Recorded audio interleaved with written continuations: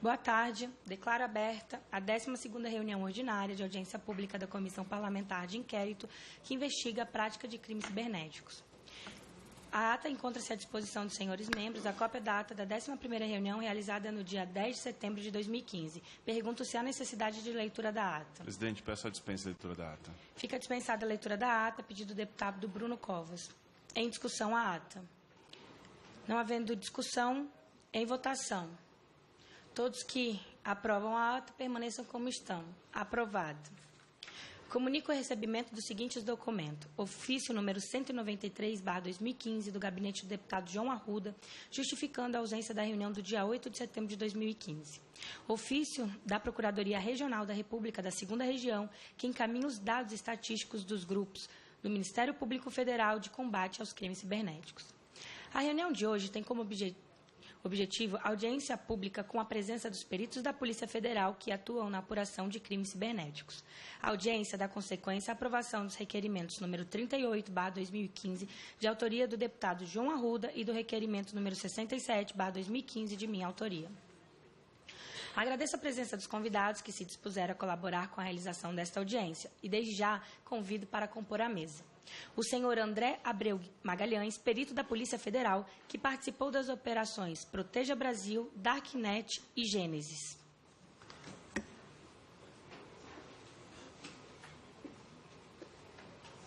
Tem como ler para os deputados?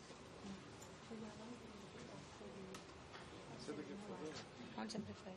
Deixa eu aqui mesmo.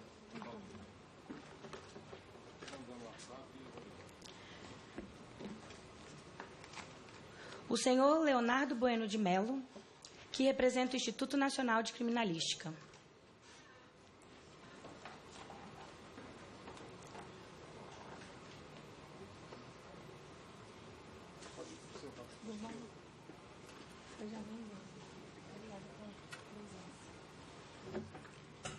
O senhor Evandro Mário Lorenz, também representando o Instituto Nacional de Criminalística.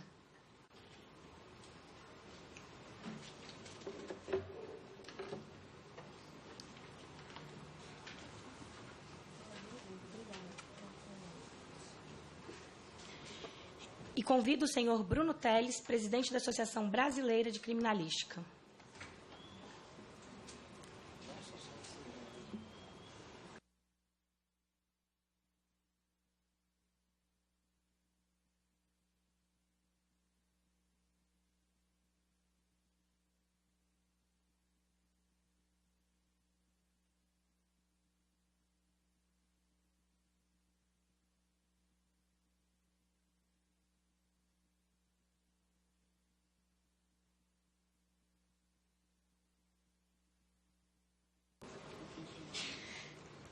Cada convidado disporá de 15 minutos para sua apresentação. Ao final das exposições, será passada a palavra ao relator, aos subrelatores e aos autores dos requerimentos. Os convidados respondem a esse bloco de indagações. Em seguida, na ordem da lista de inscrições, os senhores membros poderão interpelar os convidados por até 5 minutos. Os expositores responderão mais esse bloco, podendo haver réplica e as considerações finais.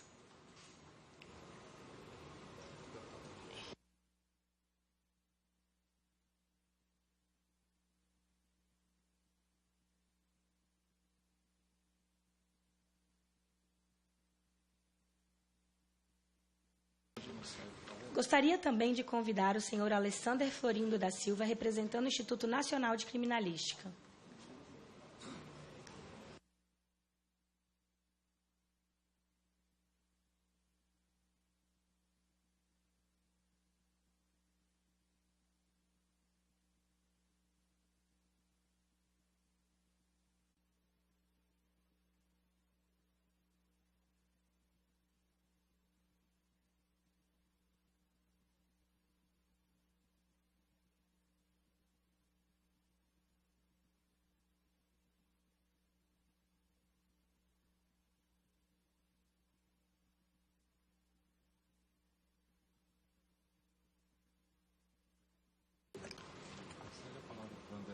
Iniciando os nossos trabalhos com a palavra o perito da Polícia Federal, André Abreu Magalhães.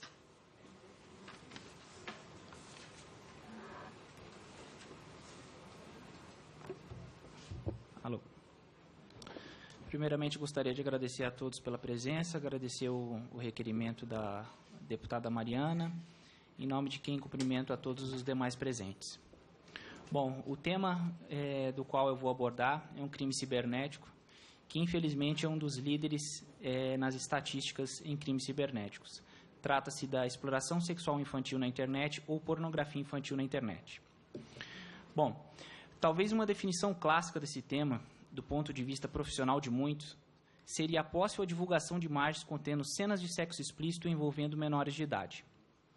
Porém, durante a minha labuta, eu consigo estabelecer uma classificação um pouco mais profissional sobre esse tema, a qual seria a divulgação de cenas de sexo explícito ou estupros praticados contra as crianças e adolescentes através da internet. Por que eu digo, eu falo estupro ou a exploração sexual? Porque se não houvesse a exploração física ou o abuso sexual dessas crianças, essas não existiriam imagens, portanto, não haveria exploração sexual infantil e não haveria crime cibernético. Bom, quando se fala em pornografia infantil na internet, para quem não está acostumado a lidar com esse tipo de crime, vem à cabeça adolescentes, pois, infelizmente, essa não é a nossa realidade. Para quem lida com este tipo de crime, ou produz qualquer meio de prova a respeito, de pronto fica convencido de que se trata de imagens de estupros envolvendo, na sua grande parte, crianças, até mesmo bebês de colo. Quem são essas pessoas que fomentam o mercado da pornografia infantil na internet? Não existe um público específico e nem classe social.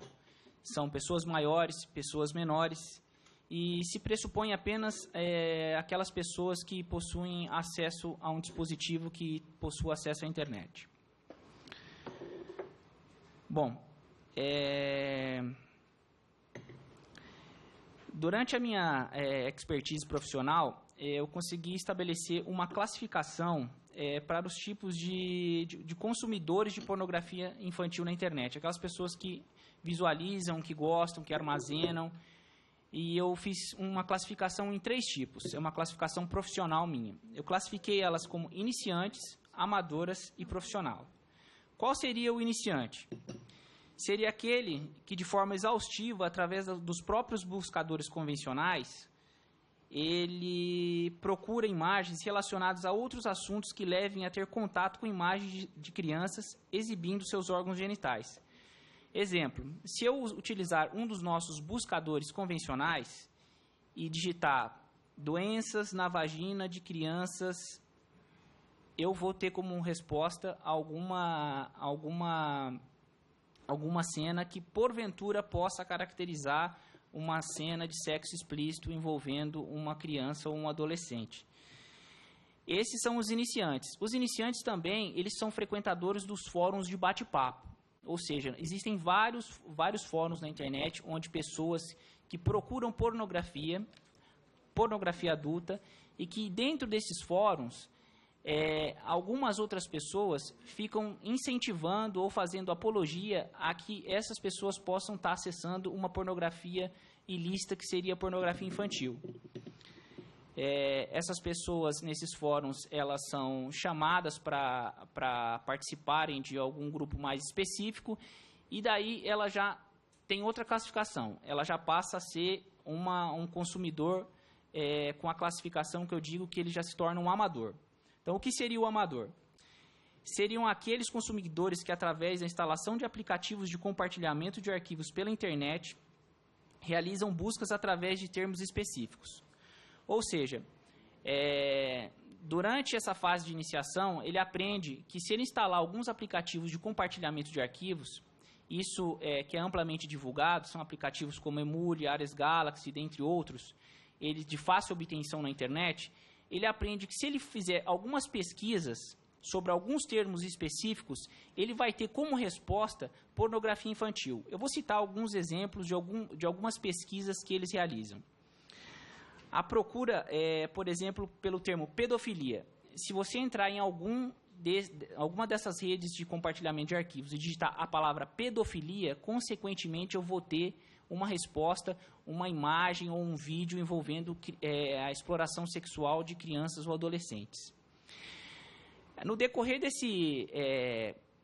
dessa busca, dessa procura, cada vez mais eles vão se especializando. Então, existem outros termos que a gente encontra bastante durante a atividade pericial, que seriam alguns termos mais apurados, como PTHC ou Hardcore, que, inevitavelmente, se você digitar uma dessas siglas nessas redes de relacionamento, ele vai te retornar pornografia infantil ou algum tipo de pornografia, especificamente pornografia infantil por conta do termo. Por exemplo, PTHC significa Preteen Hardcore, então seria sexo com pré-adolescentes.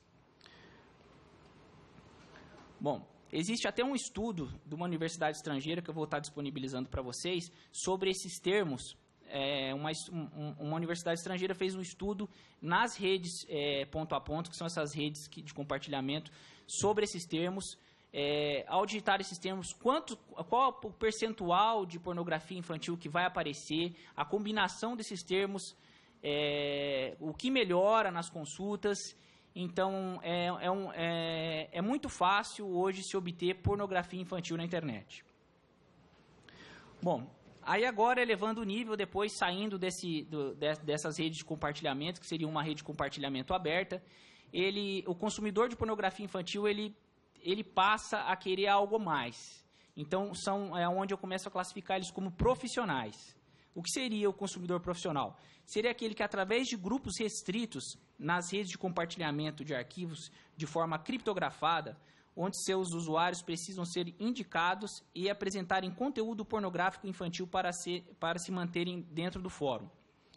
Por exemplo, no estágio amador, ele descobre que existem grupos fechados. Dentro desses grupos fechados, ele precisa de uma indicação de alguém lá presente para ele poder participar. Ou seja, essa pessoa quer ter a garantia do quê, por exemplo? De que aquela pessoa não seja um membro da justiça que o está investigando. Então, seria uma estrutura fechada e que, por conta da criptografia existente em alguns aplicativos de compartilhamento, possa dificultar o trabalho das polícias judiciárias, do Ministério Público e dos órgãos de proteção. Bom, vou citar um caso aqui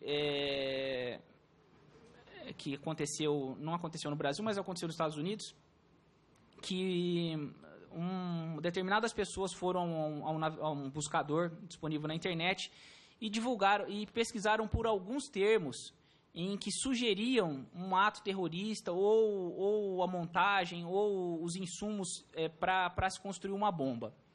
Em algumas horas, o FBI ele esteve presente nessa casa dessa pessoa e viu que não era, que a pessoa pesquisou mochila e pesquisou mais algumas outras coisas. Foi amplamente divulgado pela mídia e que talvez isso seria um futuro, um controle, talvez, se alguma pessoa pudesse digitar nesses navegadores as siglas que foram definidas por essa universidade, como pedofilia, como PTHC, como 12 years old, que são crianças com 12 anos. Então, que são termos específicos para a pessoa que procura pornografia infantil na internet. E quando eu falo de pornografia infantil na internet, eu estou falando que é o registro de imagens de crianças que são estupradas.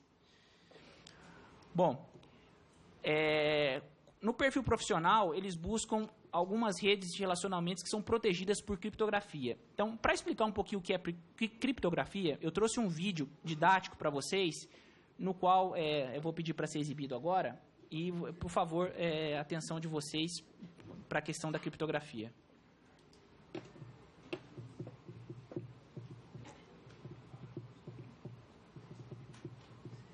Tem que voltar, não está saindo áudio.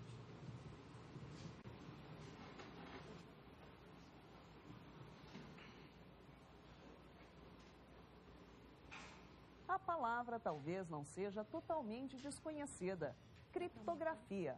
Mas o que ela significa de verdade no mundo digital? E por que ela parece ser cada vez mais decisiva para garantir sua segurança e sua privacidade? Talvez você nunca tenha ouvido falar, mas saiba que ela faz parte da sua vida digital já há algum tempo. De origem grega, a palavra criptografia pode ser traduzida como escrita escondida. Literalmente, a criptografia é a técnica em que a informação transmitida pode ser transformada da sua forma original para outra impossível de ser identificada. A intenção é que apenas o destinatário certo e com a chave específica possa ter acesso àquela informação. No passado, egípcios, gregos e romanos usaram a criptografia para evitar que suas mensagens caíssem em mãos erradas. Hoje em dia, o problema é o mesmo, mas a história é outra. A tecnologia usa a criptografia para que a troca de informações online seja cada vez mais segura. O conceito é o mesmo: codificar mensagens para assegurar a integridade da informação. Na computação, o que define o grau de segurança de uma criptografia é a quantidade de bits aplicados à codificação. Começando do básico, uma chave de 8 bits é capaz de gerar 256 combinações diferentes. Hoje, a maioria dos algoritmos de criptografia possuem chaves de 128 bits, o que já é bastante seguro. Em 1996, especialistas estimaram que fosse necessário uma chave de 90 bits para proteger as comunicações até 2016. E uma chave de 128 bits é cerca de 275 milhões de vezes mais difícil de ser quebrada do que uma de 90 bits. Há dois tipos de criptografia: simétrica e assimétrica. A primeira é quando emissor e receptor possuem a mesma chave, que é capaz de codificar ou traduzir mensagens. Este é o método aplicado no envio de e-mails, por exemplo. Já a criptografia assimétrica utiliza duas chaves diferentes, uma pública e outra privada. A única capaz de traduzir a informação é a chave privada. Assim, apenas o receptor pode traduzir o que qualquer um pode codificar. Este é o método aplicado às senhas de cartão de crédito. A criptografia é indispensável para a troca de informações na internet. Mas, apesar de tanta segurança, só esta tecnologia não é capaz de garantir segurança absoluta.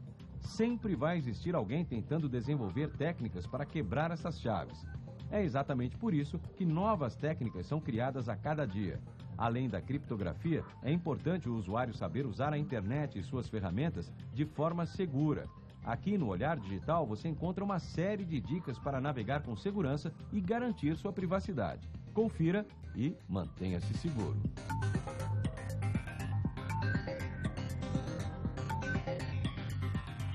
Bom, esse é um vídeo bem didático que define ali o que é criptografia.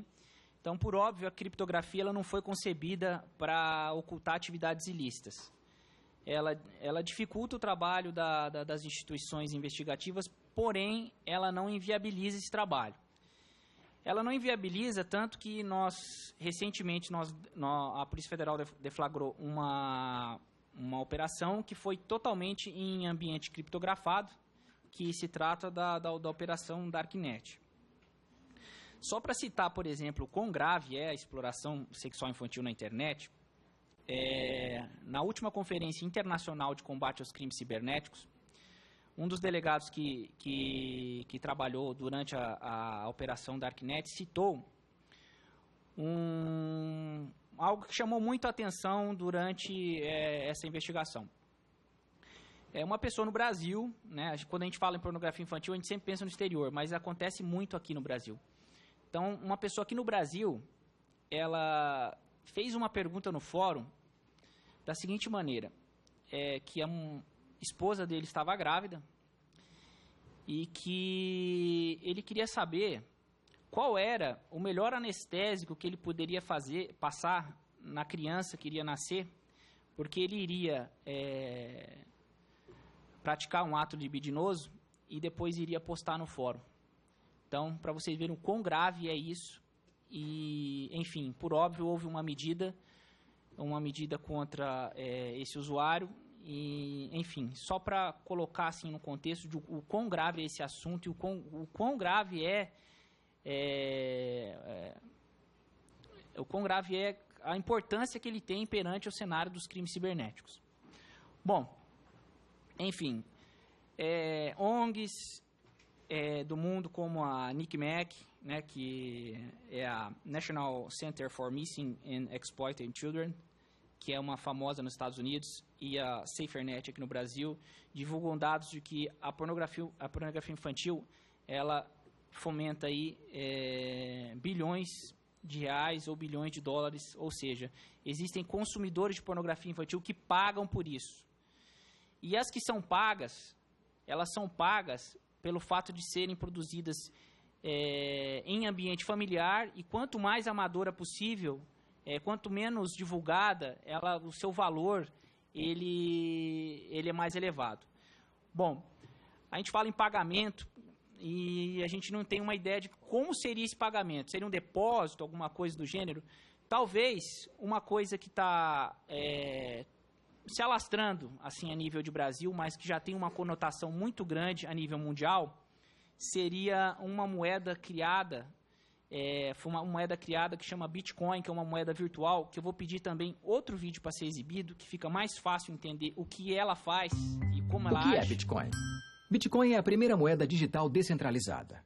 Bitcoins são moedas digitais que você pode enviar pela internet. Comparadas a outras alternativas, Bitcoins têm muitas vantagens. Bitcoins são transferidas diretamente de uma pessoa para outra pela internet, sem passar por um banco ou intermediário. Por isso, as taxas são muito menores, você pode usá-las em qualquer país, sua conta não pode ser cancelada e não existem requisitos ou limites. Vamos ver como funciona.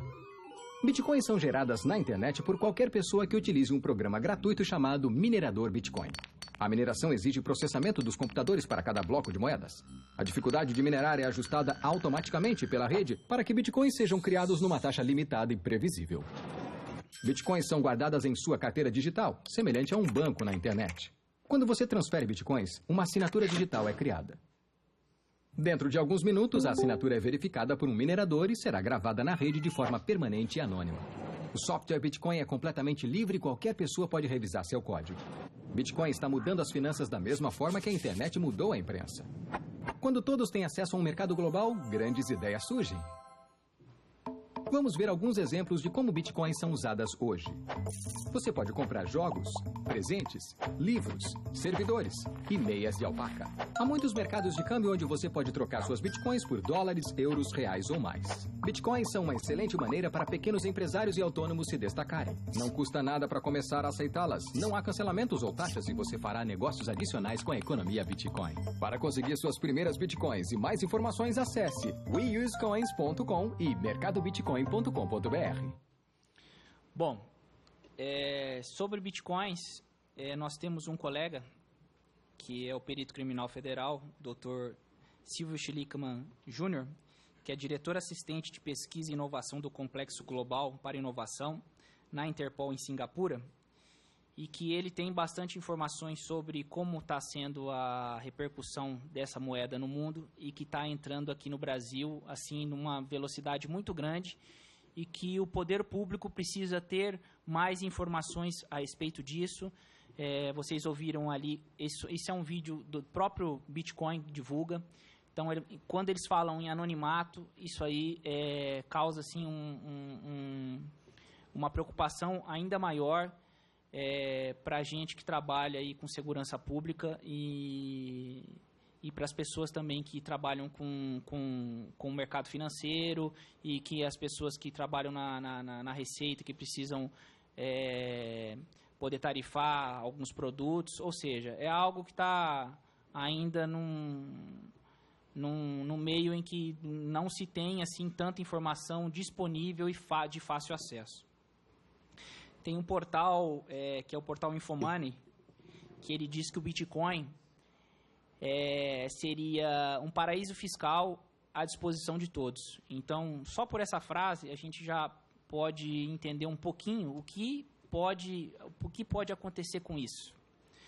Bom, voltando para pornografia infantil, talvez esse seja o método de pagamento por essa pornografia infantil. Eu digo que talvez seja porque eu não posso ter certeza do mundo, por óbvio. Mas o que eu tenho sim certeza é que hoje existe um crime cibernético onde computadores estão sendo invadidos, seus dados pessoais ou dados de empresas estão sendo criptografados e a pessoa está recebendo uma ligação e onde se pede um pagamento pela devolução dos seus dados. e o pagamento à moeda Bitcoin. Então, isso aí é um crime que está acontecendo no Brasil inteiro. Assim, tem diversas ocorrências e, assim, tenho notícias de várias ocorrências com relação a isso. E, enfim, a ligação vem através de um VoIP lá do leste europeu e o pagamento via Bitcoin, como foi falado pelo próprio Bitcoin, um pagamento que talvez seja anônimo e que talvez esse colega aí que esteja trabalhando na Interpol, ele possa fornecer mais informações aqui para a gente de como está sendo lidado. Para você ter uma ideia também da importância de que se tem de saber mais sobre esse Bitcoin, principalmente pelos parlamentares que aqui compõem, é que até sequestro de pessoas no exterior está sendo pedido resgate para pagamento nessa moeda. Bom, vamos voltar para a pornografia infantil. A pornografia infantil, eu classifico ela como um crime organizado. Entendeu? Por que eu classifico como crime organizado? Primeiro, que fatura bilhões. Existe estrutura específica para fins ilícitos, vislumbra-se algum tipo de vantagem, forçam pessoas a terem algum tipo de relacionamento através de chantagem e, principalmente, é gerido por criminosos. Então, quem compartilha, quem vende, quem tem qualquer vinculação, não sendo os órgãos de justiça, com pornografia infantil, é um criminoso.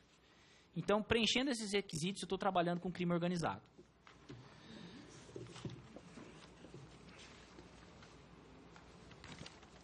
Bom, dando continuidade, como combater a exploração sexual infantil na internet? Bom, a Polícia Federal tem feito assim, um trabalho excelente nessa matéria, assim, e principalmente pela divulgação que é excelente. Nós deflagramos várias operações, mesmo em ambiente criptografado, e a gente expõe a esse problema que é grave e que não é de hoje que acontece. Enfim, é preciso ter uma política, como a Polícia Federal faz, de ter uma estrutura investigativa qualificada, uma estrutura com equipamentos específicos e, principalmente na nossa área, que eu sou perito criminal, a gente trabalha com o legado das operações, ou seja, após a deflagração das operações, que começa grande parte do trabalho da perícia criminal. E nesse trabalho da perícia criminal acontece diversos desdobramentos e a gente consegue ter um contato bem direto com relação a diálogos que essas pessoas usam para aliciar menores, enfim, o ambiente técnico-científico das aplicações utilizadas. Então, assim, a gente tem feito um bom trabalho. Eu vou pedir para exibir um vídeo aqui do que seria um ambiente para se trabalhar no legado, não só de crimes de pornografia infantil, teve acesso, não só a pornografia infantil, mas como dos outros crimes cibernéticos.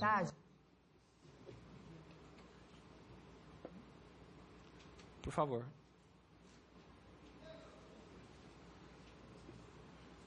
Teve acesso ao Departamento de Inteligência da Polícia Federal. É onde trabalham analistas e peritos. São os bastidores da operação. Todo o departamento é cercado de segurança. Tudo aqui corre em sigilo. Este computador trabalha 24 horas por dia decifrando códigos, testando combinações de letras e números até conseguir acesso a arquivos e e-mails protegidos. É um quebrador de senhas. Ele faz sozinho o trabalho de 12 trilhões de calculadoras juntas. É a maior máquina desse tipo do Brasil. Esta sala guarda centenas de computadores, celulares e pendrives que pertenciam aos investigados. Nós recebemos esse material lacrado. Toda a perícia é realizada nas cópias para que o material original fosse preservado. A perícia copia documentos que estão nestes computadores e usa uma ferramenta especial para ler as informações contidas nestes arquivos. Funciona assim: cada nota, recibo ou extrato bancário encontrado é uma imagem, como uma foto. A ferramenta consegue ler e armazenar os dados dessa imagem. Assim, a polícia pode pescar transações ilegais num mar de números. A gente vê que o computador aqui é bem grande, né? Bem maior do que a gente tem em casa. Exato. Ele é mais potente? Quantas vezes mais potente? Em média, seria 10 vezes mais rápido, poder de processamento maior. Estes aqui leem o conteúdo de telefones celulares. O perito faz o teste do meu celular. O que você consegue descobrir? Todas as ligações? Consegue recuperar ligações, contatos, mensagens. Mesmo que eu tenha apagado algum contato ali, você acha? Mesmo que tenha apagado. Olha só. O material descoberto em celulares dos investigados é usado como prova nos processos. Bom, talvez essa estrutura seja o que a lei conhecida como Lei Azeredo, ela dispõe no seu artigo 4º, qual seja, os órgãos de polícia judiciária estruturarão, nos termos de regulamento, setores e equipes especializados no combate à ação delituosa em redes de computadores, dispositivos de comunicação ou sistemas informatizados. Então, ou seja, nós estamos preparados para eles. Mas, enfim, a pornografia infantil e a exploração sexual infantil na internet, ela não ocorre só no Brasil. Então, assim, ou seja, é um crime que atravessa fronteiras e que não depende apenas da gente. Então, esse crime, ele depende muito de organizações não governamentais com as suas políticas, como a SaferNet faz, como através do seu portal denuncie.org, através do Disque 100, enfim, tudo que for para se divulgar o comportamento, a utilização de uma forma correta da internet é válido para que os crimes cibernéticos não ocorram e para a gente tentar que esse crime, que é a exploração sexual infantil na internet, ele pelo menos ele saia do ranking das estatísticas como ser um dos maiores. Bom, eu vou citar aqui alguns exemplos. Aqui nós tivemos outras audiências públicas, uma específica onde tiveram presente umas procuradoras da República, e elas falaram sobre os termos de cooperação internacional. Bom, eu vou citar um exemplo aqui, que eu trabalhei, de utilização desses termos de cooperação internacional. Especificamente, ele é chamado de MLAT, que significa Mutual Legacy Assistance Treaty, né, que seria um acordo com os Estados Unidos para fornecimento de informações e outras coisas relacionadas a crimes, em que o caso era o seguinte: uma jovem no ponto de ônibus no estado de Rondônia, na cidade de Porto Velho, ela foi alvejada por um tiro no rosto pelo seu ex-namorado ou namorado por motivos passionais, e foi morta, e seu pai, na hora que chegou, ainda ela estava agonizando no ponto de ônibus. Então, assim, um caso muito sério. Então, seria um homicídio por um motivo fútil. E o juiz do caso, ele recebeu um pedido do advogado, no qual ele pedia a sua liberdade através de um habeas corpus, e ele citou que essa pessoa, que a vítima, havia feito ofensas a ele através do Facebook. Então, por esse motivo, levou a ele a praticar esse homicídio. O juiz, de pronto, fez um pedido ao Facebook para que forneça essas informações. E ele pediu apoio à Superintendência da Polícia Federal para a utilização do acordo, que não era assim, o Tribunal do Júri, por exemplo, não tem tanta afinidade com relação a isso, e o superintendente me designou para trabalhar no caso. Então, eu estou falando do caso porque ele já foi julgado e está amplamente divulgado na mídia. O que o juiz pediu?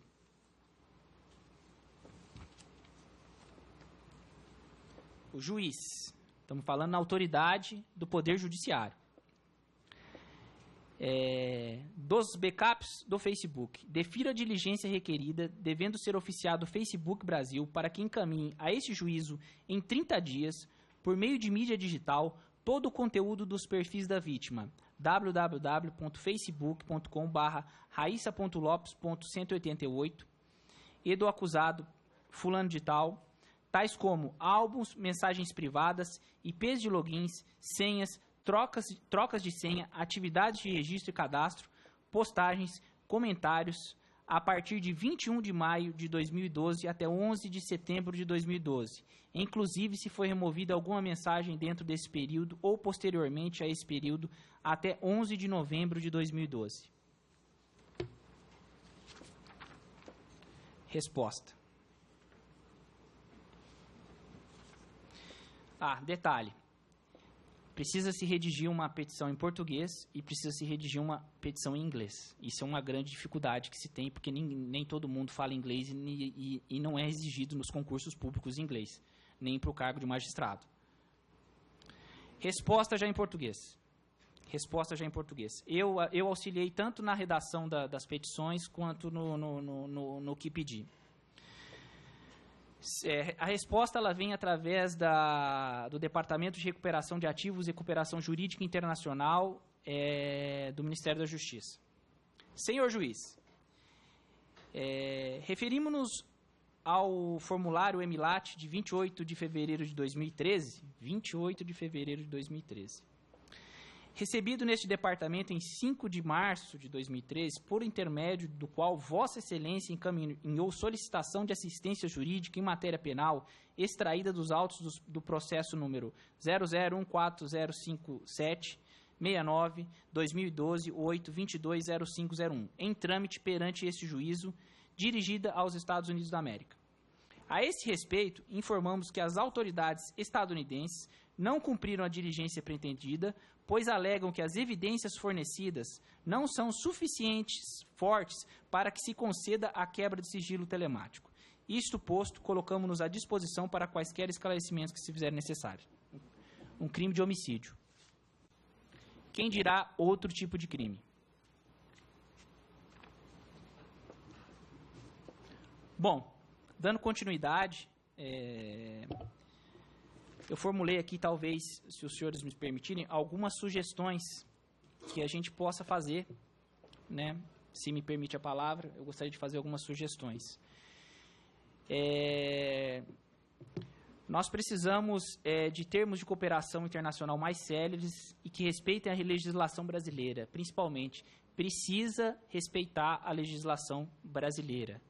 Então, ou seja, a plataforma Law Enforcement, que é o que o Facebook expôs aqui, ela é uma plataforma muito boa, mas eles devem responder para a gente aquilo que o Brasil precisa. O que os Estados Unidos precisa é o que os Estados Unidos precisam. O que o Brasil precisa é o que o Brasil precisa. Então, se eu preciso de uma informação e eu tenho uma lei no Brasil que disciplina e eu tenho uma representação dessa empresa aqui no país, eu tenho uma lei que obriga.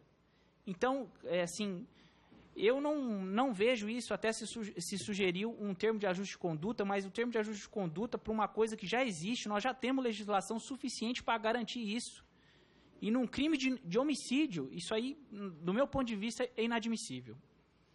Então, eu sugiro aos senhores que, se possível, se pudessem formar uma comitiva e fizessem uma diligência até o Facebook, seja no Brasil, seja nos Estados Unidos, eu acredito que isso teria uma repercussão muito positiva, principalmente para eles fornecerem essas informações para a gente e também para que eles possam fornecer de forma melhor para as nossas autoridades umas informações de um aplicativo que eu acredito que todo mundo que está com smartphone na mesa que tenha, que se chama WhatsApp. Não vou entrar no mérito do WhatsApp. Bom, a outra sugestão seria melhorar o apoio do setor responsável pela cooperação jurídica internacional em matéria penal, que é no Ministério da Justiça, esse setor que funciona como intermediário Senhor presidente, licença, seria interessante, doutor André, o senhor falou que não ia entrar no mérito do WhatsApp, mas se o senhor puder trazer algumas informações a respeito disso, seria muito interessante, porque a CPI está querendo tratar exatamente dessas áreas, inclusive que relaciona ao WhatsApp. Desculpa eu dizer isso, mas... Só aproveitando aqui, teve um requerimento também do deputado Alexandre Leite relacionado sobre esse assunto. Ainda não colocamos em votação, mas também para discutir sobre esse assunto do WhatsApp. Eu posso responder em forma de perguntas, assim especificamente? Depois? Tá ok. Deixa eu ver onde eu parei.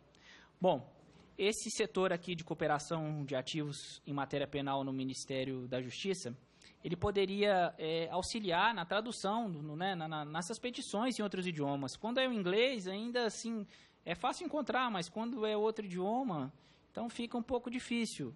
Então, eles fazem muita coisa, eles fazem algumas traduções, mas a petição que a gente tem que entregar inicial, ela tem que ser nos dois idiomas, tanto em português quanto no outro idioma. Então, assim, se pudesse ter uma melhoria com relação a isso, apenas é isso, que o tratamento lá que eu tive quando eu telefonei, eu liguei, foi excepcional.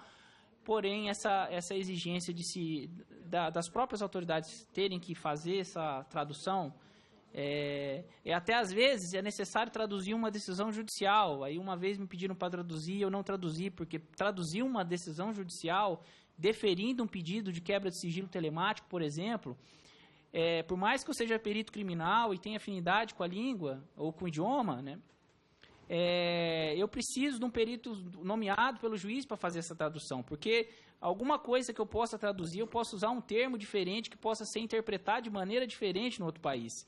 Então, assim, é uma dificuldade que se tem. Bom, agora, nas questões das sugestões, conforme eu perguntei para a deputada presidente, eu vou passar as sugestões. Talvez nós precisássemos da criação de uma agência reguladora de software. Assim como a Anatel, a gente precisava de uma agência reguladora de software. Em que casos que ela seria provocada?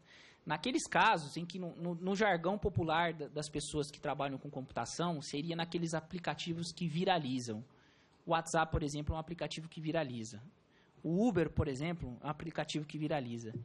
Então, a partir do momento que eu tenho esses aplicativos vão ter uma consequência forense. E eu precisava de uma agência reguladora para que ele dissesse, esse aplicativo pode fazer isso, ele não pode fazer isso, isso aqui vai causar lead, isso aqui vai gerar problema. Então, dois aplicativos polêmicos, como o Secret e o Uber, o Secret porque ele daria a possibilidade de realizar postagens em uma rede social de forma anônima. Então, eu poderia escrever o que eu quisesse, eu estaria anônimo, eu poderia ofender uma minoria, eu poderia ofender uma raça, eu poderia praticar crimes de forma anônima. Então, o anonimato, ele é uma coisa que a internet não pode ter e é inadmissível nos tempos de hoje. Então, uma agência que pudesse fazer, talvez não pudesse ser uma agência, ou talvez um grupo específico dentro de uma agência reguladora para a parte de software seria muito importante no país, coisa que eu acredito que não exista. Pode ser que exista, se existe, eu nunca ouvi falar. Bom, outra recomendação seria o seguinte, que fosse feito pelos senhores aqui através dessa CPI, ofícios para os estados, para que eles dê informações sobre o cumprimento do artigo 4, que eu li aqui, da lei Azeredo, né, que é a organização da Polícia Judiciária nos termos do regulamento, setores e equipes especializadas, no combate à ação delituosa em rede de computadores, dispositivos de comunicação ou sistema informatizado, para ver se eles se adequaram à legislação que existe. Se eles não se adequaram, eu acredito que uma via seria, por exemplo, a apresentação de projetos perante ao Senasp, que sempre está de portas abertas. Eu já fiz, quando trabalhava no Estado, projetos ao Senasp, foi deferido, o dinheiro foi disponibilizado e, enfim, eu pude contribuir através desses projetos e eu acredito que o Senasp ele tem portas abertas para qualquer projeto com essa finalidade. Bom, dentro das sugestões seria essa. E, enfim, sobre o tema pelo qual eu fui chamado para falar, é isso que eu tinha a dizer e agradeço a atenção de todos. Estou aberto para perguntas, se necessário. Obrigada. E eu já gostaria até de solicitar, se o senhor puder mandar essas sugestões também por e-mail da CPI, até devido ao andamento desta comissão, se vier a ter outras sugestões e como puder contribuir, agradeceremos. Bom, se me permite a palavra, eu esqueci aqui de duas sugestões. Como vocês estão pedindo cópias de inquéritos ou alguma coisa, então, como eu falei em criptografia e falei em bitcoins e falei em algumas coisas, duas operações assim de grande destaque e repercussão nacional, se fosse possível o acesso, se for permitido, se a legislação permitir, se não tiver protegido por sigilo ou alguma coisa do gênero, são duas operações em ambiente que envolve criptografia, que envolve alta tecnologia, que seria as operações Darknet e Infância Segura 2. Ela, com certeza, o conhecimento dela por parte dos senhores melhoraria muito o senso crítico dos senhores com relação aos crimes cibernéticos. Obrigada. Concedo a palavra ao senhor Leonardo Bueno de Mello, representante do Instituto Nacional de Criminalística. Alô, boa tarde a todos. Primeiramente, eu gostaria de agradecer o convite, a oportunidade de estar aqui para ajudar os trabalhos da CPI, cumprimentar a mesa, a deputada Mariana, os demais presentes. Bom, eu vou me apresentar. Eu sou o chefe do Serviço de Perícias de Informática do Instituto Nacional de Criminalística. Estou lotado lá há 13 anos, já nos últimos 8 anos envolvido com a chefia, seja como chefe substituto, seja como titular. E nesse período eu pude acompanhar a evolução, né, dos crimes cibernéticos e também das ações de combate. Eu vou aproveitar essa oportunidade para apresentar a estrutura da perícia criminal da Polícia Federal na parte de informática, comentar sobre as dificuldades, algumas soluções que a gente vê para sanar, para contornar essas dificuldades e expor alguns tópicos, algumas questões que os colegas, os peritos da polícia consideram relevantes para serem discutidos. Bom, a perícia de informática, né, a área de informática da perícia criminal já existe na Polícia Federal há 20 anos, quando foi nomeado o primeiro perito da área. Hoje nós temos 227 peritos da área de informática. Isso equivale mais ou menos a 20% do total de peritos da Polícia Federal, da ativa. E esses peritos estão distribuídos por 43 unidades da Polícia Federal em todo o país. Nós temos um setor técnico-científico em cada capital, em cada superintendência, e temos unidades técnico-científicas e núcleos técnico-científicos nas delegacias, em algumas delegacias do interior também.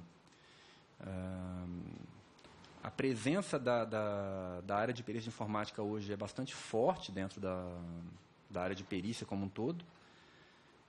E em Brasília nós temos, dentro do Instituto Nacional de Criminalística, como eu comentei, o CEPINF, que é o Serviço de Perícia Informática, que é responsável por orientar, normatizar, acompanhar e também realizar os exames de perícia de informática, prestando apoio às unidades regionais, aprimorando técnicas e tecnologias, promovendo a capacitação dos peritos criminais federais e, de certa forma, tentando conduzir a evolução das atividades nesse campo.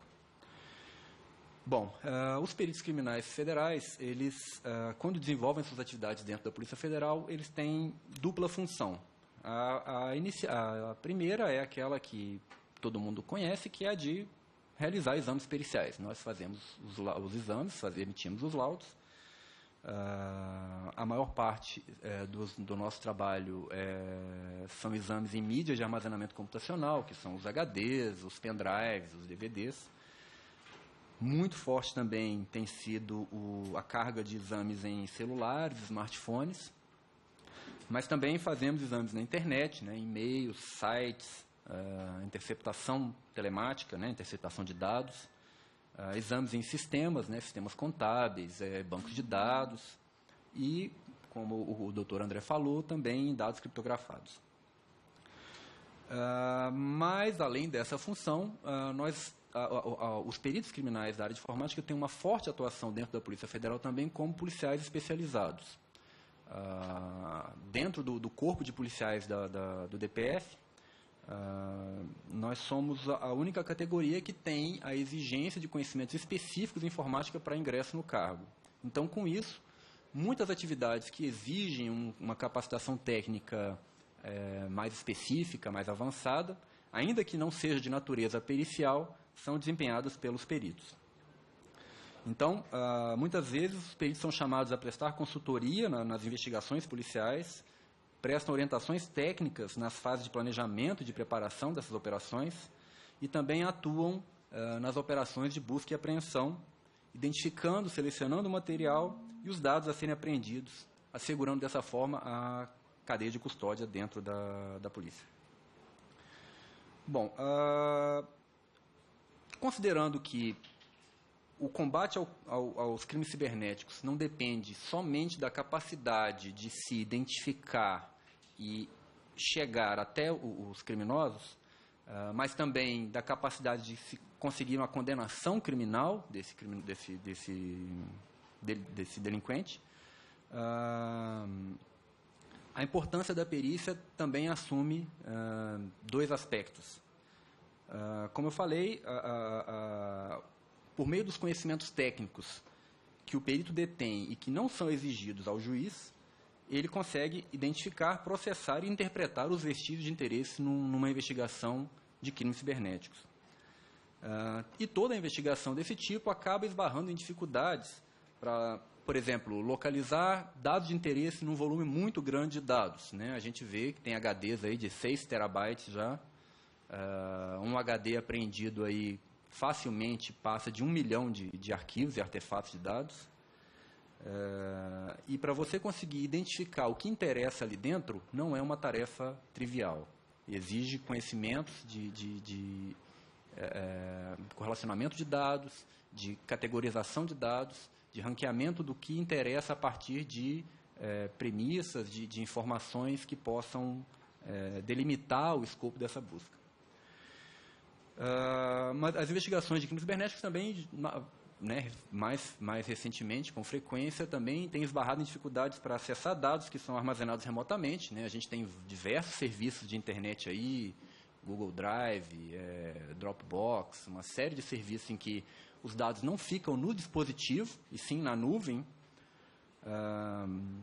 Os peritos muitas vezes são chamados para recuperar arquivos apagados, decifrar arquivos encriptados, quebrar senhas de sistemas, né, sistemas contábeis, sistemas corporativos que são apreendidos numa busca e apreensão, remontar ambientes virtuais, analisar comportamento de vírus, de programas maliciosos, ou seja, né, analisar o código-fonte, o tipo de tráfego que ele gera, analisar fluxo de dados e lidar com mascaramento de conexões, logs, uma gama muito ampla de atuação.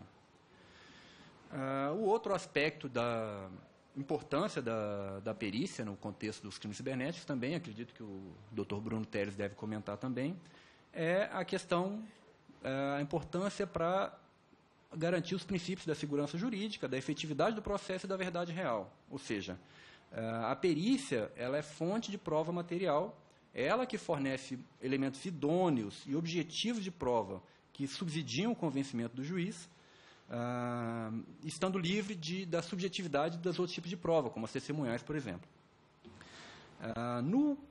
No âmbito dos crimes cibernéticos, isso ganha uma importância especial por causa da volatilidade inerente aos vestígios, ou seja, a gente sabe muito bem que um site que está no ar agora, daqui a meia hora, pode ter sido tirado do ar, né? Então, é importantíssima a atuação da perícia para garantir a preservação desses elementos de prova. As circunstâncias em que eles são coletados também são bastante transitórias, e com isso pode-se garantir uma cadeia de custódia para que essas provas coletadas, as evidências que tenham sido produzidas, as provas que tenham sido produzidas, sejam submetidas ao escrutínio posterior, tanto da acusação quanto da defesa.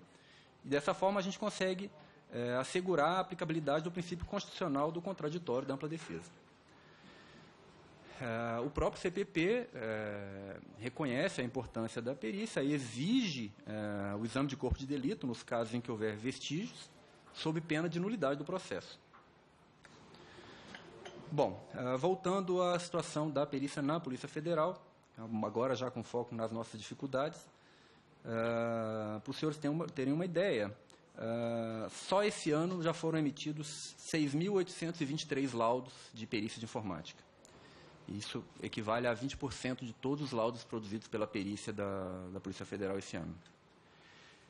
Por ano, estima-se de forma conservadora que são processados cerca de 3 petabytes de dados. São aproximadamente 3 mil laudos de computadores e HDs, discos rígidos, e mais 6 mil laudos de celulares e outros tipos de mídias. Para efeito de comparação, na época que estourou o escândalo do Snowden, a NSA, que é aquela agência de inteligência americana, que foi acusada de espionagem governamental, declarou que eles processavam 10 petabytes por ano, ou seja, só um pouco mais de 3 vezes do que a gente faz hoje. Então, é uma carga realmente altíssima de dados para serem processados e para a partir daí, se tentar extrair as informações que possam interessar para a investigação, que possam interessar para a persecução penal, para o processo judicial. Isso, logicamente, gera uma sobrecarga na perícia, né? E eu falo isso não só da Polícia Federal, eu vejo que nas polícias estaduais, nas perícias estaduais, isso também é um problema sério. E com isso, nós temos hoje, na Polícia Federal, mais de 4.000 discos rígidos e SSDs aguardando perícia, quase 3.000 celulares, 2.786 celulares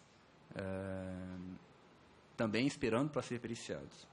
E outros tantos materiais como tablets, pendrives, DVDs.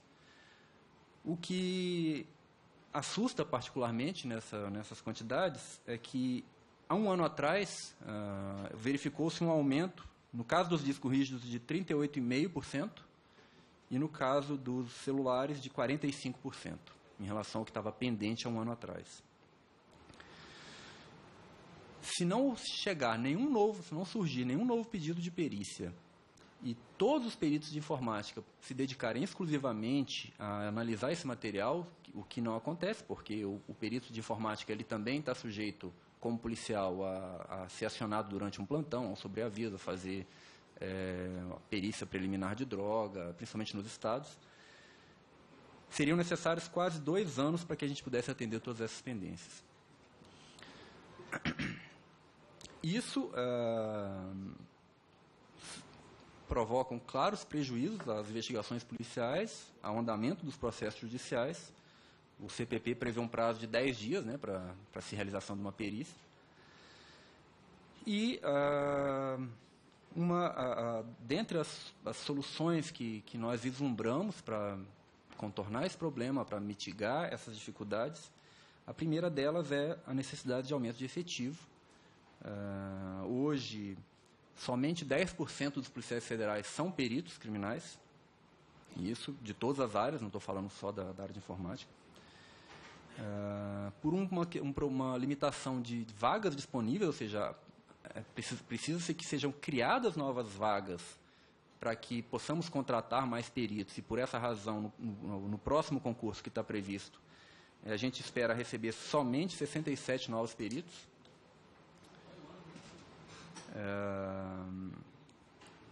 E quando isso acontecer, vai aumentar ainda mais a discrepância em relação à quantidade, ao efetivo dos nossos maiores demandantes, que são os delegados, porque no caso deles já existem as vagas criadas para preenchimento de 491.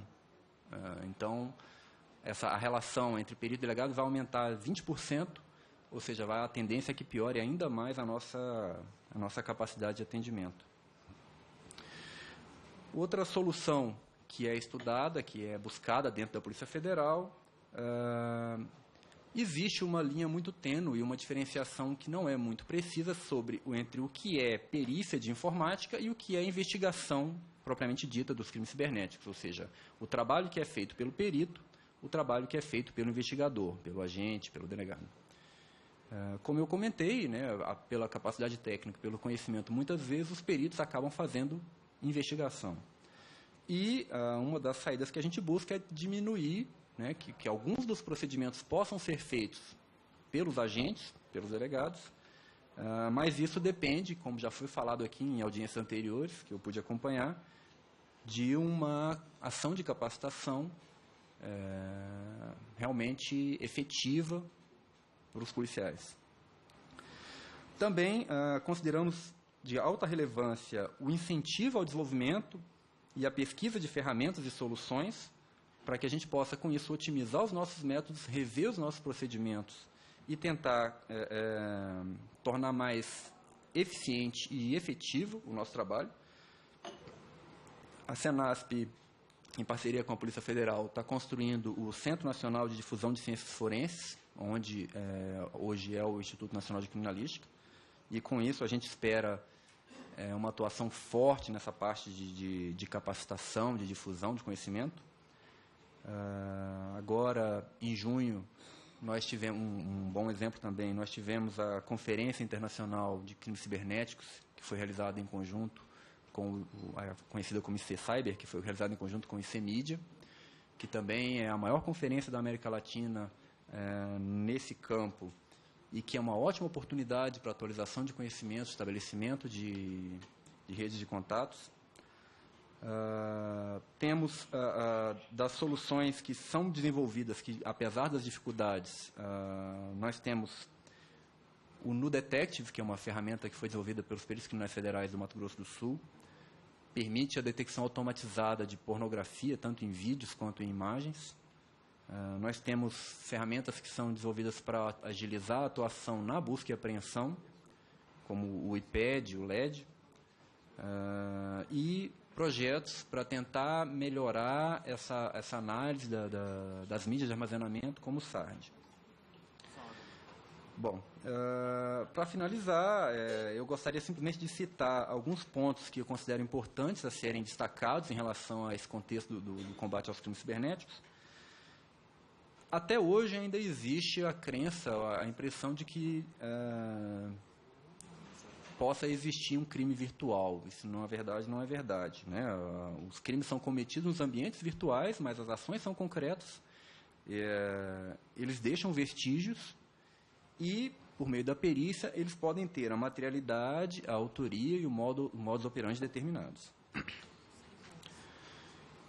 Outro aspecto importantíssimo é a questão da cadeia de custódia, né? Os dados, as evidências digitais, pela sua natureza, não dependem do anteparo, ou seja, não adianta eu tentar descrever um arquivo a partir do HD em que ele está dentro, ou do pendrive, porque esse HD, se ele for copiado para uma outra mídia, ele vai ser exatamente o mesmo arquivo, ou ele pode ser substituído por um novo arquivo e o anteparo não vai ter absolutamente nenhum impacto nisso. Então, a cadeia de custódia, nesse contexto, ganha uma importância, uma relevância realmente muito grande para que a gente possa armazenar e garantir a integridade dos dados, seja durante a fase de investigação, seja depois durante o processo judicial. E também a importância de se estabelecer regras e procedimentos a serem seguidos pelos grupos de resposta a incidentes das empresas, das organizações, dos órgãos públicos, para permitir a elucidação dos crimes cibernéticos. Normalmente, a equipe de TI de uma empresa, de um órgão, quando sofre um ataque, a primeira preocupação deles é restabelecer o serviço o mais rápido possível.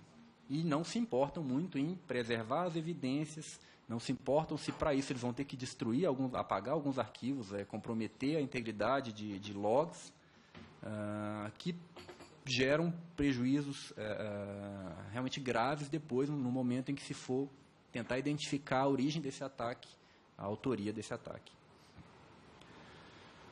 Bom, como propostas, a perícia tem, especificamente em relação à questão ligada a essa questão da cadeia de custódia, das interceptações telemáticas, que o colega doutor Alessander pode explicar um pouco, sobre um projeto para um carimbo de tempo com uma autenticação criptográfica das interceptações que são feitas durante a investigação policial, ou seja, para que se possa, sem margem a dúvidas, a questionamentos, se assegurar que o áudio que foi, capturado, interceptado, os pacotes de dados que foram interceptados, correspondem exatamente àquilo que foi trafegado nas linhas de comunicação do alvo. Um tópico também de possível interesse, a gente vê aí uma difusão muito grande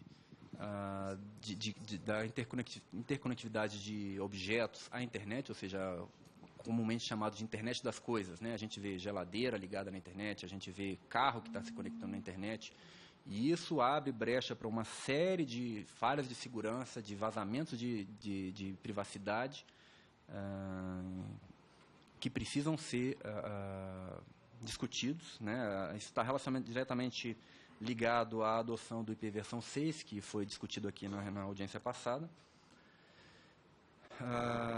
O doutor Evandro Lores deve comentar um pouco sobre esses aspectos aí. Os exames em grandes volumes de dados, a análise dos smartphones, que é para onde estão migrando os dados de interesse hoje nas investigações. Bom, eu encerro aqui. Basicamente era isso que eu gostaria de expor. Obrigada, doutor Leonardo Bueno. E com a palavra o senhor Evandro Mário Lourens, representante também do Instituto Nacional de Criminalística.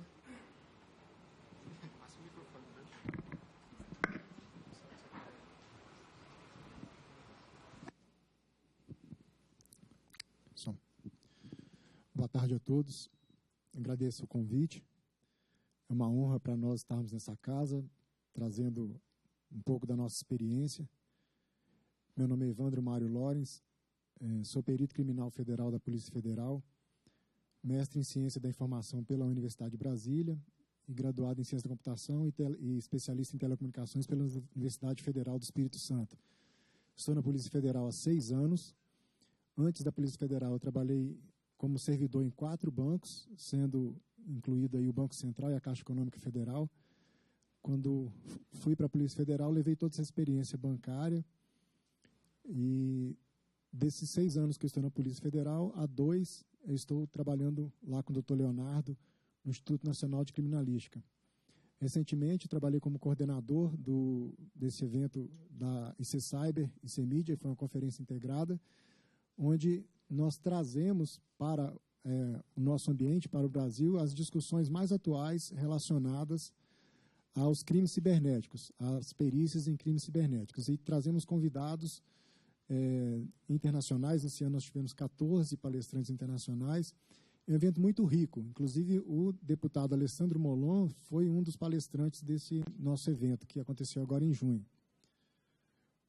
O aspecto que eu vou abordar também é um pouco mais genérico e depois um pouco mais focado nessas questões de propostas, né, de discussão que a gente pode oferecer um apoio mais especializado para a CPI. De forma genérica, eu gostaria de lembrar, né, que a perícia da área de informática, assim como toda a perícia criminal federal, ela é voltada à realização da justiça pela ciência.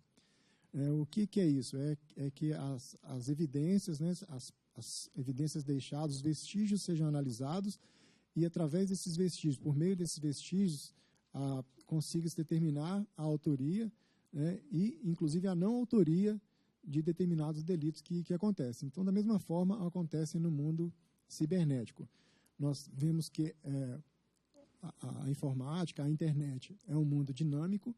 Todos os dias nós temos novidades, boas novidades e novidades ruins também.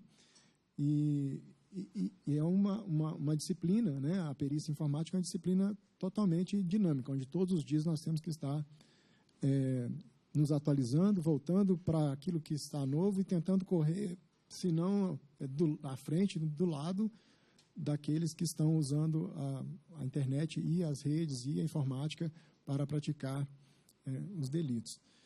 No caso, o doutor Leonardo já abordou aqui com relação ao que é feito depois, né, a parte de análise, a parte dos vestígios, mas existe um aspecto importante também da perícia, que é o apoio que nós oferecemos às instituições governamentais no sentido da prevenção a eventuais problemas nos ambientes cibernéticos. Então, nós oferecemos, sempre que acionados por demanda, participamos de grupos temáticos, né, relacionados a isso, oferecemos a experiência, a questão da prevenção, dizemos, olha, isso é temerário, isso é importante, isso é seguro, isso não é.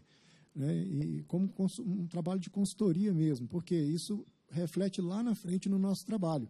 Uma vez que um ambiente está mais seguro, mais protegido em qualquer instituição governamental, o trabalho da Polícia Federal vai ser um trabalho, vamos dizer assim, amortecido, né, pelo esse aspecto da prevenção que a gente oferece como consultoria.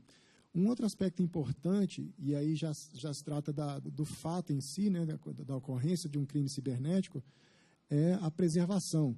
Então, nós trabalhamos orientando tanto os normativos do Gabinete de Segurança Institucional, quanto em qualquer fórum, né, ou qualquer ambiente de discussão relacionado ao tratamento de crimes cibernéticos. Então, nós oferecemos nosso conhecimento no sentido de informar o que deve ser preservado. O doutor Leonardo já colocou aqui essa questão de que é muito comum quando um site de um órgão governamental é invadido, ou de qualquer empresa, né, em geral, a primeira medida é reinstalar o sistema em cima daquele que já foi comprometido e voltar a funcionar o site, porque a imprensa está cobrando porque o site está fora do ar.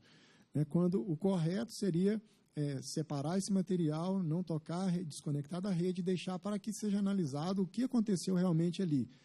Dessa forma, podendo analisar, a perícia consegue dizer, olha, a entrada foi por aqui, o modo de operação foi esse e a origem foi essa, ou seja, todos os aspectos relacionados ao delito. Então, a gente oferece também essa questão da preservação, o conhecimento que nós temos, de modo a viabilizar, a facilitar esse trabalho de rastreamento e de combate ao crime cibernético, que é a proposta de discussão principal dessa CPI. Eu coloquei um pouco mais cedo a questão da dinamicidade, né, dos crimes cibernéticos, e aí entrando já nesse aspecto que é uma discussão que eu gostaria de oferecer à CPI, sobre a internet das coisas, como exemplo, né, recente de um caso real ocorrido nos Estados Unidos, de uma quadrilha especializada em tráfico de bebês que selecionava os bebês a quem eles iam sequestrar para vender por meio de babás eletrônicas conectadas em rede. Então, eles invadiam o equipamento dessas babás eletrônicas, aquelas babás que filmam o bebê durante a noite, né, e passam para os pais no monitor no quarto, elas funcionam por meio de rede sem fio, né? Então, a invasão dessas redes, a coleta das imagens, então eles vendiam aquelas imagens de qual bebê que você quer, né, e sequestravam esse bebê e vendiam esse bebê. Então, isso não é ficção científica, isso é caso real, e aí a gente entra nesse aspecto da internet das coisas, que é um aspecto que a gente está à disposição da CPI para discutir nos termos que a CPI tiver interesse. Por quê? É a realidade, né? Todos os nossos dispositivos, se nós já fizermos uma lista na nossa casa, aqui no Brasil, do que já está conectado à internet, nós vamos ter aí vários dispositivos, né? Nós já temos a TV, o DVD, o Blu-ray, né? Os nossos telefones, né? Os computadores, notebooks, e em breve, né, já existe, em breve, estou falando porque lá em casa não tem, mas a geladeira vai dizer para mim o que eu tenho que comprar essa semana, já vai mandar a lista para o supermercado, tudo via rede, né, o que está faltando.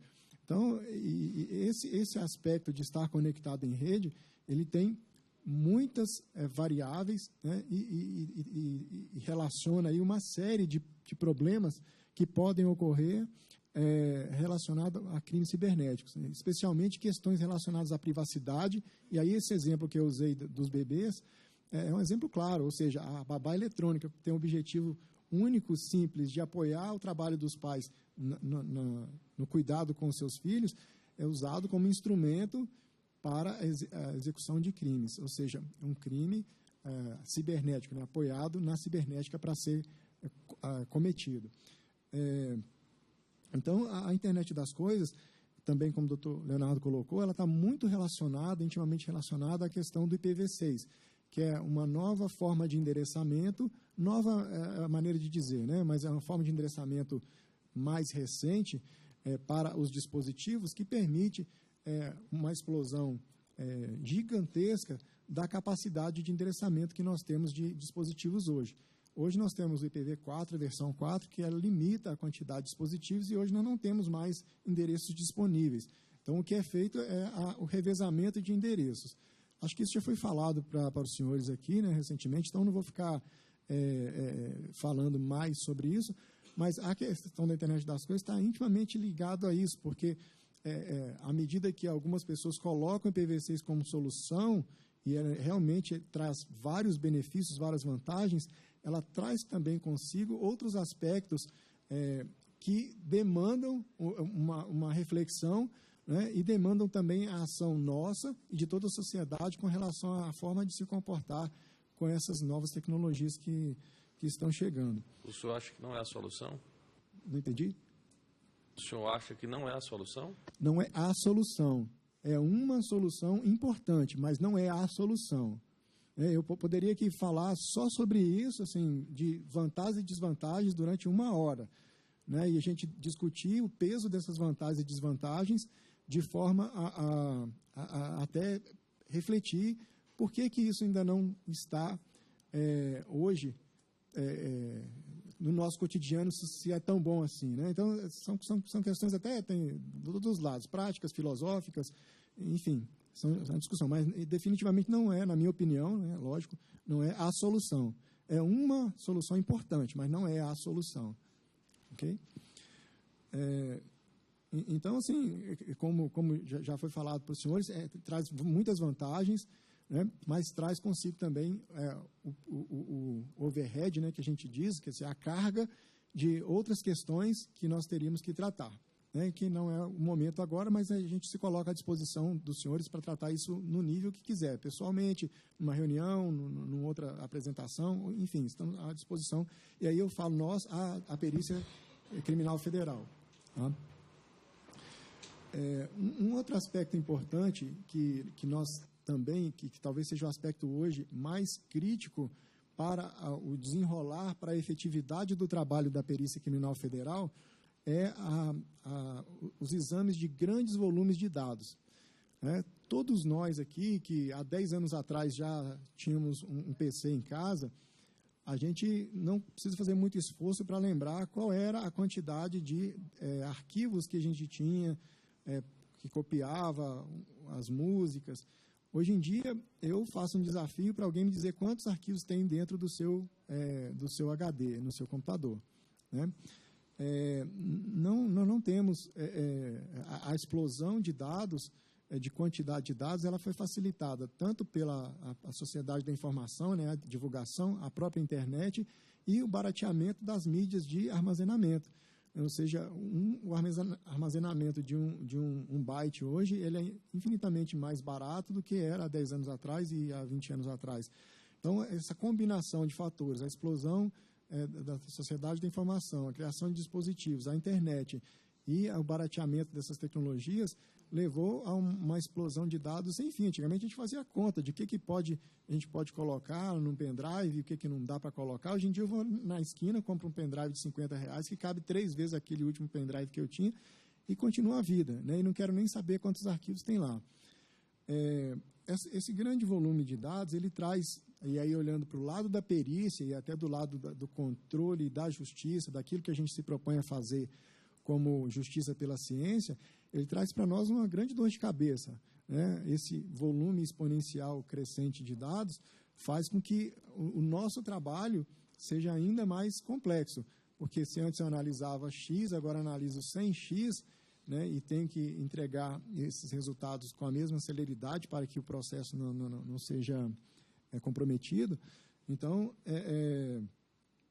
eu tenho que trabalhar em várias frentes ao mesmo tempo para que eu consiga dar conta dessa demanda, né? Hoje nós trabalhamos fortemente com a produção e aquisição de equipamentos, a criação de ferramentas internas para acelerar esses processos e estamos trabalhando numa questão que é mais delicada, mas que exige muita reflexão, muito estudo, muito investimento, que é a análise integrada, ou seja, a propiciação de um ambiente de análise integrada pelos vários atores da polícia e até da persecução penal para fazer, para ter condições de dividir um pouco esse trabalho, ou seja, aquele trabalho que não necessita tanto do olhar e da análise da ação do perito e que possa ser feito por um outro ator. Então, é isso que a gente chama de análise integrada, ou seja, a gente abrir certos ambientes, dar acesso a certos ambientes que hoje são exclusivos da perícia, a outros atores do contexto policial, né, do contexto da investigação, da justiça, para que esse processo possa ser também dividido, né? Hoje em dia, a economia compartilhada é uma realidade para nós e, nesse aspecto, a gente tem trabalhado fortemente. Portanto, a gente esbarra em vários aspectos, né, e por isso que eu estou trazendo aqui para que a CPI, se houver interesse, possa discutir isso também, né, de como viabilizar isso, através, talvez, de de novos ajustes no Código de Processo Penal, através de novas legislações, né, que podem ser discutidas conosco, né, afinal, nós estamos à disposição também para esse tipo de coisa.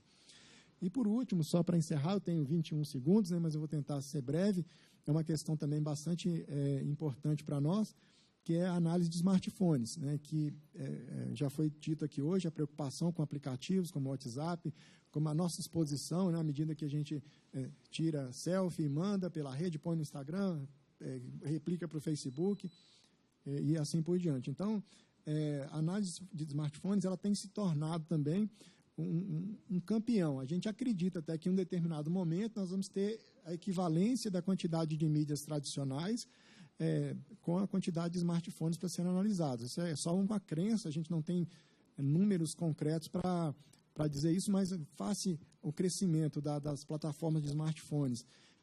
Quando eu falo de smartphones, estou dizendo todos os tipos de dispositivos móveis, né, que nós temos hoje. O crescimento do acesso a esse tipo de tecnologia também, a análise para nós também ela cresce. Né? E também, do mesmo modo, a quantidade de arquivos que estão armazenados, a quantidade de coisas que têm que ser analisadas dentro desses equipamentos. Então, as informações sensíveis do usuário estão lá, a nossa vida, nossos contatos, os nossos diálogos, né? Os diálogos íntimos, às vezes, que trocamos com pessoas do nosso círculo de interação.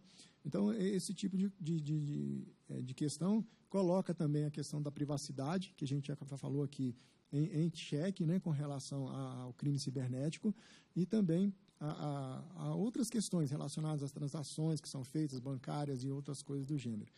Para encerrar, né, uma outra questão também importante do ponto de vista da perícia é que, face a essa questão da privacidade, face a essa questão da necessidade de dar segurança aos usuários, os fabricantes têm investido fortemente em mecanismos de proteção. E, com isso, são criadas formas de acesso, como uso de senhas mais fortes, criptografia, biometria, recursos de acesso que dificultam o acesso aos equipamentos. Isso, para o lado do usuário, tem um aspecto muito positivo, muito bom. Para o aspecto da perícia, ele traz mais dificuldades para que a gente faça o acesso quando esse acesso é necessário, do ponto de vista de análise pericial, ou seja, já dentro de um ambiente, num contexto policial e de justiça.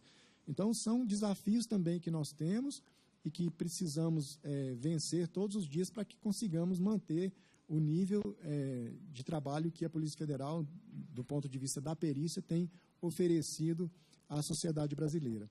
Agradeço mais uma vez a oportunidade e retorno aí a palavra. Obrigada. E aproveitando, até fazendo aqui uma consideração, quando o senhor fala da internet das coisas, primeiro que já temos um chip na gente, né? Porque onde vamos, levamos o celular e com serviço de localização, sabem todos os locais que a gente está. E cada vez mais também a questão do aplicativo, da gente usar os aplicativos de celulares, até mesmo com música, GPS, nos carros. Então, a gente consegue aí do dia inteiro estar monitorizados, tanto pelo carro e tanto pelo celular. Então, a internet das coisas, acho que é um tema, até, deputado Jean Willis, que a gente também tem que trazer para dentro desta CPI e discutir dos perigos que a gente pode estar aí sendo monitorizados 24 horas, né? Então, sem dúvidas, há muito tempo. Há muito tempo. Gostaria de passar aqui a palavra ao doutor Alessander Florindo da Silva, também representante do Instituto Nacional de Criminalística. Alô? Opa. Eu gostaria de agradecer o convite à doutora Mariana Carvalho, em nome de quem eu cumprimento a todos os presentes. Eu sou perito criminal federal, trabalho lá no Instituto Nacional de Criminalística, só que a minha formação é um pouquinho diferente dos colegas aqui, eles são da área de informática. Eu sou engenheiro eletricista e eu trabalho no serviço de perícias em audiovisual. Então, tudo quanto é arquivo de áudio, esses vídeos, acaba caindo lá para a gente. Eu gostaria de tratar primeiro sobre uma questão de cadeia de custódia, que o colega Leonardo aqui citou um pouquinho antes, na parte de interceptação de comunicações telefônicas ou telemáticas. A gente precisa garantir que, desde o momento da interceptação desse material, garantir de que ele se mantém íntegro até o fim da persecução penal. Então, o primeiro tema que eu trago seria, na verdade, um conjunto de sugestões para que a gente conseguisse garantir essa cadeia de custódia. Os sistemas têm melhorado ano a ano, né? Lá na Polícia Federal, os dois principais sistemas que a gente utiliza para a parte de interceptação telefônica, principalmente, são o Sombra e o Guardião. 10 anos atrás, o sistema era bem falho, tinha uma série de problemas, mas com o passar do tempo, as empresas e as exigências que a gente faz internamente faz com que o sistema seja melhorado. Os sistemas hoje são auditáveis, então eles são relativamente seguros. Eu digo relativamente porque não existe segurança total, isso é uma coisa que precisa estar claro para todo mundo. E nós consideramos que seja muito relevante trazer mais elementos de segurança para esse material. Então, a sugestão que eu trago hoje seria o quê?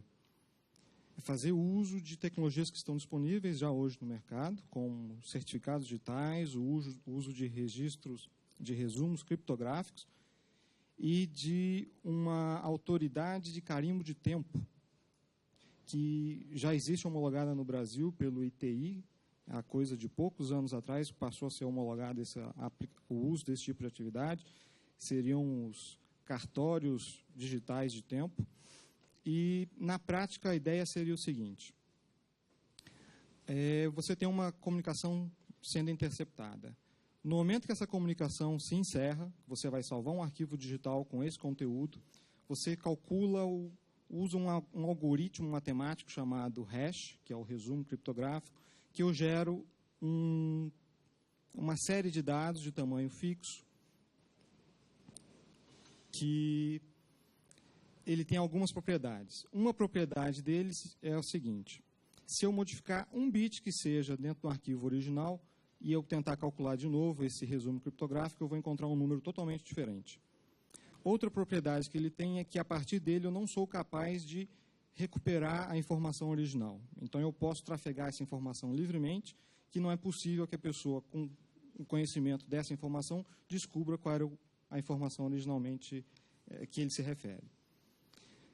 Ele tem algumas outras vantagens que são do uso técnico que não vem ao caso trazer. Mas o que eu faço?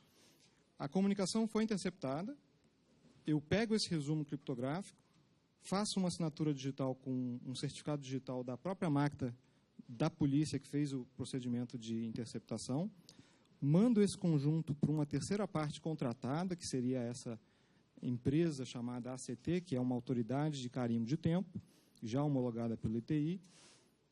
E essa empresa pega esse conteúdo, acrescenta a informação de data e hora buscada do Observatório Nacional e ela usa o certificado digital dela e assina esse conjunto todo. De posse desse material, isso é levado e é arquivado numa base de dados e eu consigo, então, a partir desse procedimento todo, no futuro, 3, 4, 5 anos depois, quando essa gravação é questionada, é levada à justiça e a parte alega que houve uma edição desse material, é possível verificar que essa informação é a mesma desde o momento que ela foi assinada digitalmente pelo cartório de tempo. Então, com isso, a partir do momento que eu faço a interceptação, questão de poucos segundos depois eu consigo já esse carimbo do tempo, você cria a situação de garantir que, a partir daquele momento, não houve modificação do conteúdo. Logo, não há tempo hábil para que alguém tenha conhecimento, faça uma edição no arquivo, insira dentro do sistema, etc. Seria uma maneira muito prática da gente conseguir ter a garantia de cadeia de custódia desse tipo de interceptação. Essa sugestão, na prática, não necessita de uma legislação, ela já foi levantada internamente e está sendo desenvolvido dentro de um novo sistema de interceptação de sinais da polícia. Eventualmente, se a questão temporal não for satisfatória, a gente pode conseguir por outros meios. Um segundo elemento que eu gostaria de trazer à pauta é o seguinte: não adianta nada eu fazer uma interceptação de comunicação telefônica ou telemática, colocar uma cadeia de custódia excelente, ter esse material todo armazenado e, na hora que eu quero ouvir o que foi transmitido, eu não consigo porque aquela comunicação está criptografada. Então, com a qualidade, a efetividade de uma organização criminosa está diretamente ligada à capacidade de comunicação que os seus membros têm. E hoje essa comunicação está migrando do telefone fixo, do celular, está migrando para os smartphones e para aplicações como o Skype, como o WhatsApp, como o Telegram, que fazem uso, é possível fazer uso de criptografia. No videozinho que o André apresentou aqui, apareceu lá algumas caixas, a reportagem da Globo, né, apareceu ali alguns equipamentos que tinham como missão quebrar a criptografia de arquivos. Isso aí leva um tempo enorme, é super ineficiente. Nós precisamos de outro caminho para fazer essa quebra.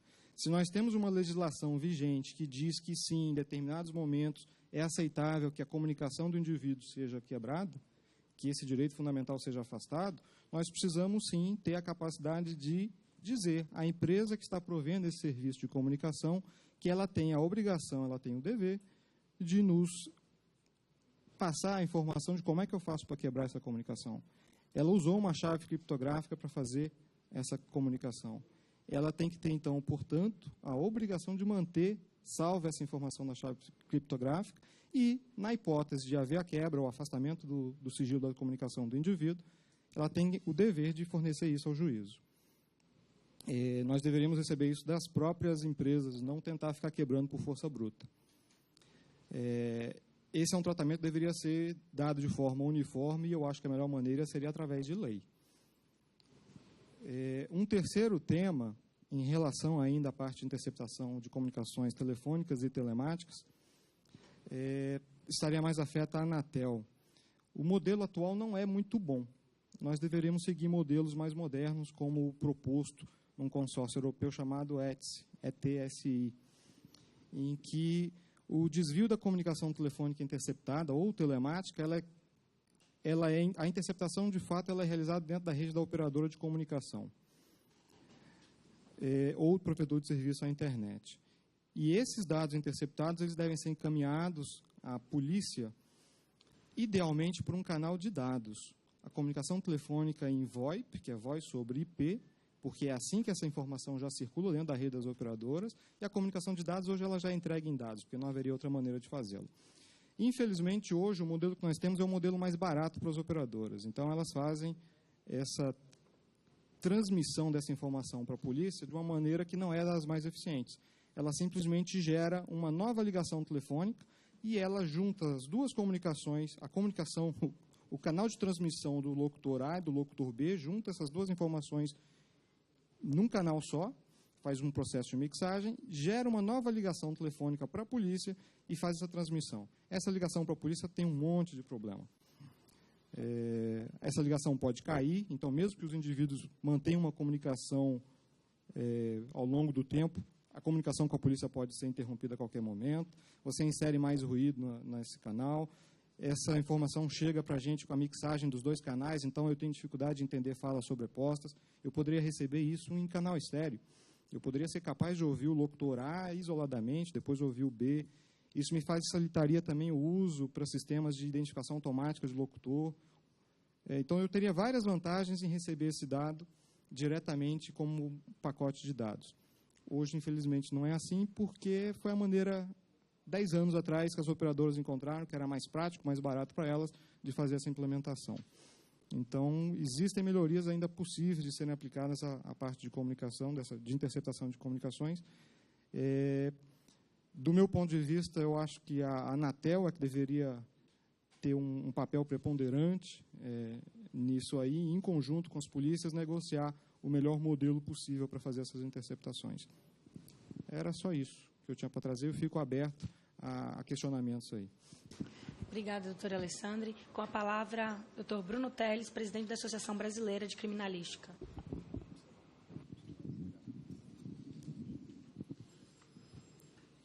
Cara deputada Mariana, eu gostaria de agradecer pelo convite de estar aqui. É difícil falar depois de todo mundo, quando quase tudo já foi dito. Eu vou fazer uma breve apresentação, não tão técnica, mas um pouco com a visão da criminologia, para tentar criar uma situação em que nós possamos enxergar o nosso cenário atual.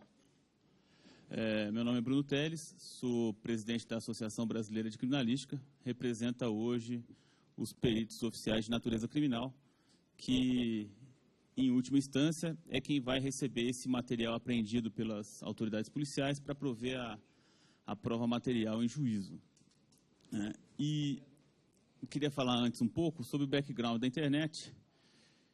Quando ela surgiu aqui no Brasil e passou a abertura do backbone para provedores comerciais em 1995, eu pude acompanhar isso bem de perto. Eu era graduando na Universidade de São Paulo e pude acompanhar esse crescimento dos serviços de internet. Então, naquela época, o acesso era livre, muito mais livre do que a gente tem hoje, pouquíssimos bloqueios, né? Ainda estava começando a popularização do www. Para se ter uma ideia de como os bloqueios eram poucos, era possível você mandar um e-mail para qualquer pessoa e com o remetente que você quisesse, mesmo que ele não existisse. Então, você poderia mandar hoje aí um e-mail para qualquer deputado aqui com um remetente de dilma@planalto.gov.br. Você ia responder, aquilo não ia retornar efetivamente para quem tinha te enviado, mas você conseguia, de uma certa forma, mandar uma mensagem oculta para uma pessoa que você quisesse. Pode passar, por favor? E a grande sensação daquela época era invadir servidor, né? E eu tive a oportunidade de montar uns 2 ou 3 servidores na USP, e você tinha que torcer para ninguém descobrir que você tinha montado um servidor lá dentro, porque a sensação da época era tentar invadir o servidor do colega de disciplina ali, justamente como uma forma de treino, né? Os servidores eles eram altamente desafiantes, tinha uma concentração de informações. Então, eu lembro muito dos meus colegas de engenharia de computação invadindo o servidor da USP para aumentar a taxa de download. Uma coisa simples, mas que você consegue, daí, de atitudes, às vezes inocentes, vislumbrar um cenário em que você pode fazer absolutamente qualquer coisa e ficar sem ser detectado, né? Mas aí o que aconteceu com os servidores? Pode passar, por favor? Teve uma reação server-side. As empresas começaram a contratar hackers para montar os seus sistemas de firewall, seus sistemas de defesa. E invadir um servidor começou a ser uma tarefa hercúlea para a maioria dos especialistas da época. E também ele não te dava nenhum retorno tão efetivo, até porque a criptografia começou a ser usada nesses servidores e você basicamente tinha acesso a um dado criptografado e que você ia ter que gastar ali horas e horas, e quem sabe até anos de computação para tentar quebrar aquele código na força bruta. E foi aí que, pode passar, por favor? Começaram os ataques client-side.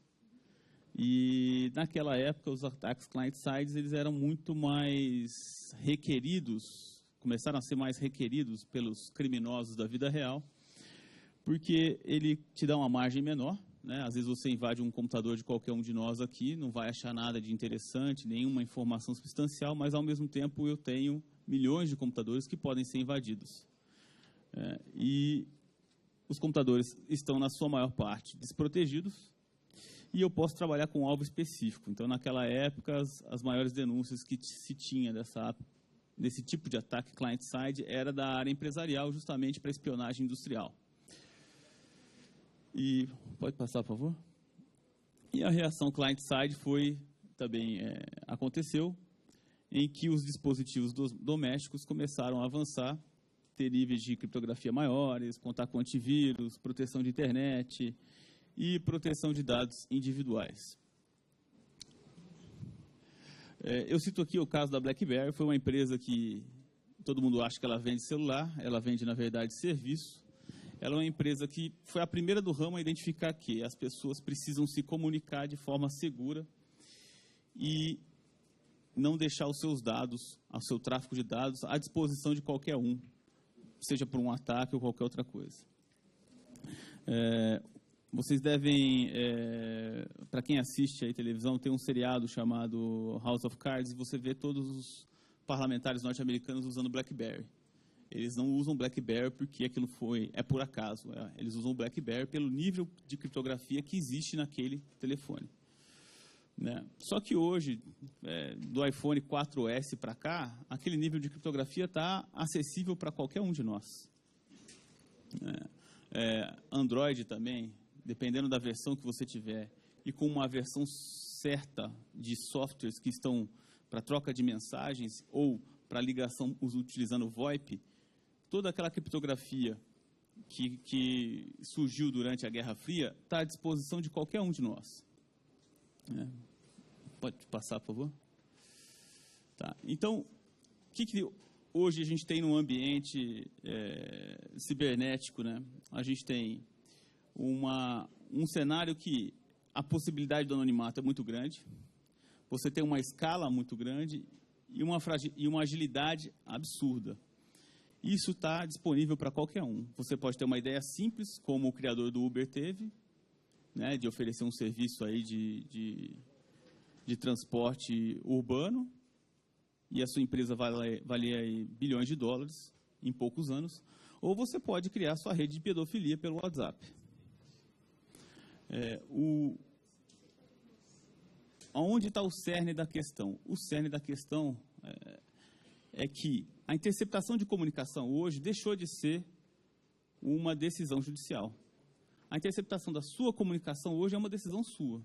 Se você comprar o celular certo e utilizar os softwares adequados, somente você, fornecendo a sua senha, vai poder dar acesso para outra pessoa saber o que você andou trafegando na internet, aonde você navegou, quais são os seus contatos e as mensagens que você enviou. Por exemplo, além do BlackBerry. WhatsApp. Não, mas você falou em aparelho, em hardware, não só software. Não, você tem que combinar o hardware com o software. Se você pegar um aparelho de celular ultrapassado em que eu conheço as vulnerabilidades, eu consigo acessar suas mensagens. Porque o WhatsApp ele cria um banco de dados no seu aparelho. Então você tem que juntar o software e o hardware. Hoje, iPhone 6S, e eu duvido muito, eu desconheço qualquer perito criminal que sabe vulnerabilidade do iPhone 6S. E se você junta isso, por exemplo, para o WhatsApp, eu tenho um colega meu que me disse que ele fez uma requisição de dados para o WhatsApp e o WhatsApp falou assim, não posso te ajudar, pois os dados que trafegam pelo meu servidor são criptografados de ponta a ponta. Eu não sei o que passou aqui. Eu não consigo te dizer a mensagem que foi trocada. Desculpa a intromissão, só para me entender, quer dizer então que se uma pessoa comete crime via WhatsApp,